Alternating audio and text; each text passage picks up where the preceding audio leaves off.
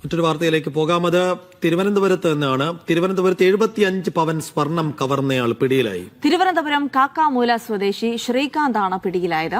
ബൈക്കിലെത്തിയാണ് ഇയാൾ മോഷണം നടത്തിയത്. സനിസ ശോഭാചന്ദ്രൻ വിവരങ്ങൾ നൽകും. സനിസ, 75 പവൻ എന്ന് പറയും വലിയൊരു കവർച്ചയാണ് നടന്നത്. എന്താണ് സംഭവിച്ചത്? ഫോർട്ട് പോലീസിന്റെ സ്റ്റേഷൻ പരിധിയിലായിരുന്നു ഈ ഒരു മോഷണം നടന്നത്. ബൈക്കിലെത്തി വീട്ടിൽ നിന്നും 75 പവനോളം സ്വർണം കവരുകയായിരുന്നു. സിസിടിവി വഴി നടത്തിയ അന്വേഷണത്തിലാണ്, അതിന്റെ അടിസ്ഥാനത്തിൽ നടത്തിയ അന്വേഷണത്തിലാണ് പ്രതിയിലേക്ക് ഫോർട്ട് പോലീസിന് എത്താൻ കഴിഞ്ഞത്. തിരുവനന്തപുരം കാക്കാമൂല സ്വദേശി ശ്രീകാന്താണ് ഇപ്പോൾ പിടിയിലായിരിക്കുന്നത്. ഇയാളെ കൂടുതലും ചോദ്യം ചെയ്ത് വരുന്ന ഒരു സാഹചര്യമാണ്.